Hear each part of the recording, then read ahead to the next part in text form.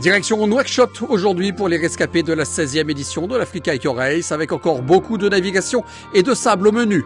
Une étape longue de 409 km de secteur sélectif et qui fut la dernière en Mauritanie.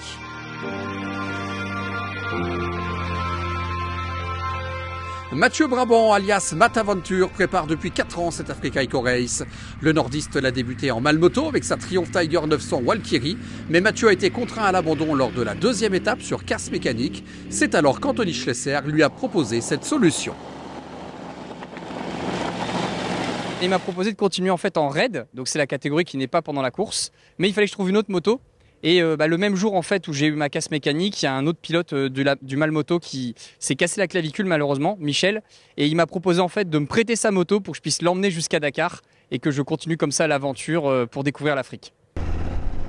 Disputer un grand rallye raid comme celui de l'Africa Eco Race, il a ceci en tête depuis sa plus tendre enfance, alors être ici c'est comme un cadeau tombé du ciel. Depuis tout petit je voulais faire le Dakar, mais le vrai, je voulais aller jusqu'à Dakar.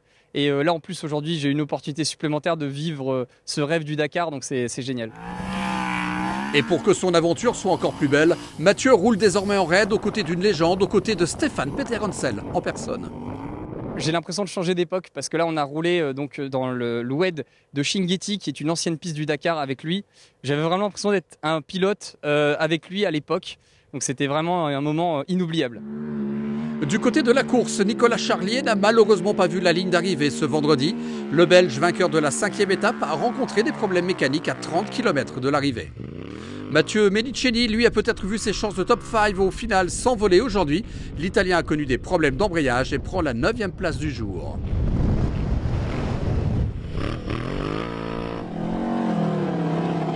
Deux places derrière Guillaume Borne, le Marocain qui avait abandonné l'an dernier après la première journée en Mauritanie, s'est perdu 2 fois. Il a un peu jardiné, mais il était ravi d'en avoir fini avec le sable et avait un message personnel à adresser à l'arrivée. Voilà, j'en profite pour faire un gros bisou à toute la famille qui me suit depuis le début et qui sont un peu les chocottes. On va rester tranquille jusqu'à demain et direction Dakar, là il faut qu'on y arrive cette année. Il ne reste plus grand chose, mais on reste concentré. Voilà, j'embrasse ma femme et ma fille. Borne prend la 7e place, juste derrière Guillaume Martinez-Borona. L'Espagnol a vécu la spéciale La peur au ventre. Dès le début, il a un message d'alerte surchauffe radiateur. Il décide alors de remplir celui-ci avec l'eau de son camelbag.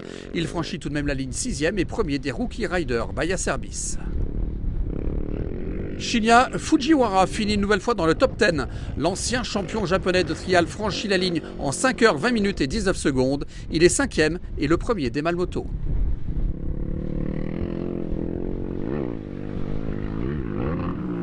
La fin du rallye s'annonce passionnante car tout va se jouer demain pour la gagne. En effet, Alexandro Botturi est parti ce matin avec 9 minutes et 49 secondes d'avance au général sur Ceruti. Mais dans les toutes dernières dunes de la spéciale, l'Italien s'est tanké. Il va y perdre de précieuses minutes, 9,40. Au total, il est ce soir 2e du jour et reste cependant leader au général, mais pour seulement 9 petites secondes. Demain, je suis à quelques petites secondes devant Jacopo.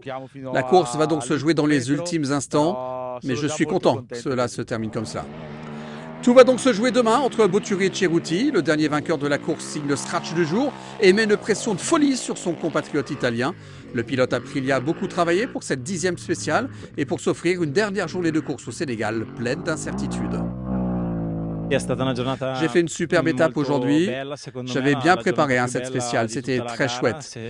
J'ai poussé dur depuis le début, j'ai rattrapé tous les pilotes qui étaient devant moi et qui ont eu des problèmes dans les dunes. Et après les dunes, j'ai remis les gaz à fond. Maintenant, on est très proche et demain, je vais ouvrir. Ce sera la dernière journée et on verra, mais là, je suis vraiment très heureux. Super contento di me, della moto come sta andando. On récapitule le classement du jour. Victoire donc de Ceruti en 4 h 52 minutes et 41 secondes devant Botturi. Le Belge Mathieu Libert est 3e, Giovanni Gritti est 4e. Au classement général, jamais dans l'histoire de la course un écart fut aussi faible avant la dernière spéciale. 9 secondes seulement séparent Botturi et Ceruti. Guillaume Borne gagne une place pour être maintenant 3e. Il y a un dossier cher aux organisateurs de l'Africa Eco Race, il s'agit de l'humanitaire. À chaque édition, les camions de l'organisation sont chargés de matériel à destination d'associations locales. Comme l'an dernier, l'Africa Eco Race et les participants ont choisi de faire des dons, principalement des vêtements et des fournitures scolaires, à la ville de Taouaz. C'est tout simplement une action qui est récurrente sur l'Africa Eco Race, où on retrouve des participants et de l'organisation qui nous donnent des cartons. Voilà, ce sont des dons qui sont pour les communes qu'on traverse. Et en l'occurrence, cette année, nous sommes sur la commune de Tawaz. Pour nous, c'est juste une chose normale de pouvoir contribuer localement. Et il y a des vélos qui sont remis en état pour pouvoir en faire profiter aux jeunes ici. Et puis voilà, c'est juste une normalité pour nous de le faire. On remercie l'Africa Race et maintenant on va prendre ça pour distribuer ça pour les écoles.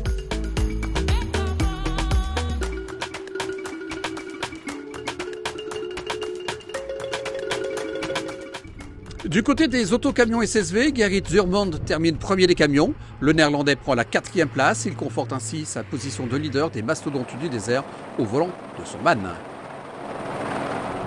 Un autre Néerlandais continue de bien se comporter. Après des expériences sur le rallye du Maroc et le Morocco Desert Challenge, Martin van den Broek s'est une nouvelle fois illustré aujourd'hui en montant sur la 3e marche du podium. La victoire a échappé à Benoît Fretin aujourd'hui, mais la victoire finale lui tend les bras. La voiture est en bon état pour l'emmener sur la plus haute marche du podium à Dakar. Ce vendredi, le Breton s'est vraiment bien amusé durant toute la journée avec Pierre Lafay. Les deux hommes se sont amusés comme des gamins à jouer au chien et à la souris tout au long des 409 km du jour. Pas mal, on est arrivé au refueling, il nous avait repris 10 minutes. On s'est posé dans une dune, on était cool. Puis au restart du refueling, on était 2-3 minutes derrière lui, c'était très très roulant, donc on les a dépassés. On a roulé, on a repris 5-6 minutes d'avance, et puis à la fin, je crois qu'ils se sont énervés.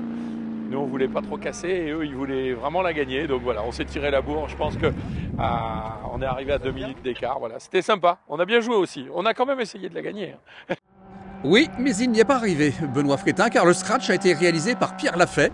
Après ses succès lors de la première et 7e spéciale, il coupe la ligne une nouvelle fois en vainqueur avec un chrono de 5 heures 6 minutes et 44 secondes. Il n'a pas crevé, il a ménagé ses pneus, mais il a roulé comme un fou sur les derniers kilomètres pour se faire un immense kiff. Pour la fin, Gilou, il m'a libéré. Il m'a dit cette fois, allez, roule, fais-toi plaisir. Il m'aidait un peu, il m'annonçait les notes comme en rallye. Et là, vraiment, on a fait les 30 dernières bornes. Je pense qu'il faudra regarder les splits, mais je pense que les copains, on leur a repris un peu de temps là. Là, à la fin. C'était top, ouais, ça ressemble un peu plus à ce qu'on a l'habitude de faire, avec des chemins sinueux et voilà. Et comme on est frustré d'être des fois à 130 pendant quelques kilomètres, ça fait toujours plaisir quand ça tournote un peu et qu'on peut essayer de lire un peu la route et attaquer quoi, parce qu'il y a du sable, donc on se tient et on fait du banking et c'est vraiment sympa quoi. On récapitule le classement du jour. Victoire donc aujourd'hui de Pierre Lafay avec 8 minutes et 33 secondes d'avance sur Benoît Fretin. Premier camion, celui de Gerrit Zurmond, il est 4e. Au général, Benoît Fretin reste bien entendu le leader avec 4 heures et 22 minutes d'avance sur le SSV de Martin van den Broek, 2e. Pierre Lafay toujours 3e, devant 2 camions néerlandais.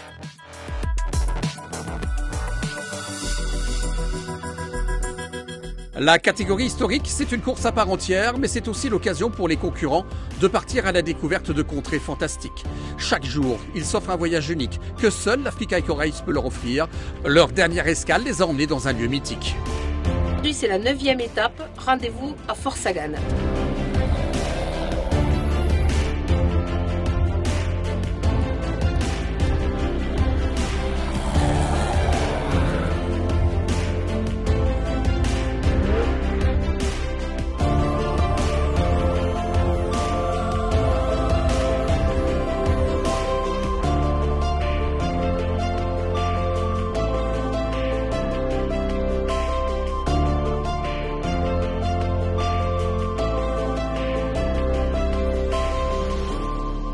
On est à Forshagan, fameux fort où on devait faire notre arrivée de la 2e ZR.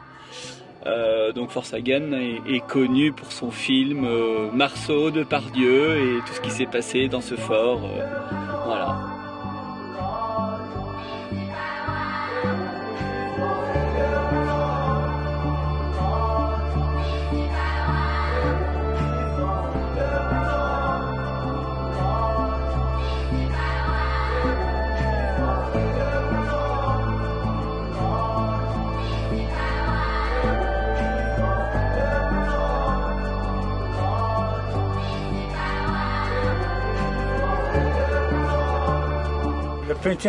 Ce lieu a été découvert par Théodore Monod en 1926. Et ici, c'était un lieu pour les barbares il y a 5000 ans.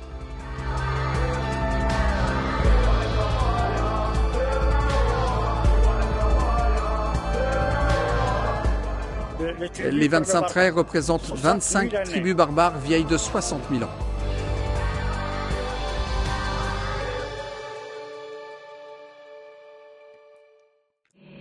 Deux ZR étaient au programme aujourd'hui dans la catégorie historique, une de 50 et une autre de 78 km. Fabrice Morin, au volant de son Toyota, prend la 3e place de cette dernière journée en Mauritanie. Juste derrière Kurt Dujardin, 2e d'une étape comportant des zones de dunes et de navigation très techniques qui ont obligé les concurrents à sortir les pelles pour la première fois.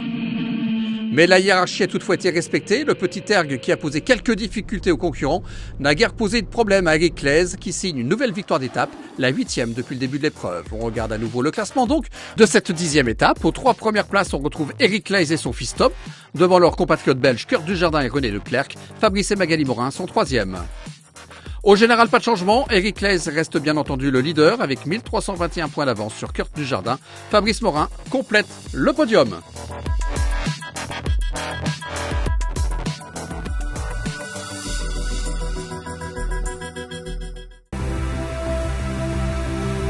Voilà, c'est tout pour aujourd'hui. Demain, 11e étape avec encore une nouveauté. Les concurrents franchiront la frontière pour une belle spéciale inédite au Sénégal, au cœur de la savane sahélienne. Au terme de cette spéciale, le classement définitif sera connu au bivouac de Mpal. Et on se quitte comme d'habitude avec quelques-unes des plus belles images de la journée. On se dit à demain. Bye bye.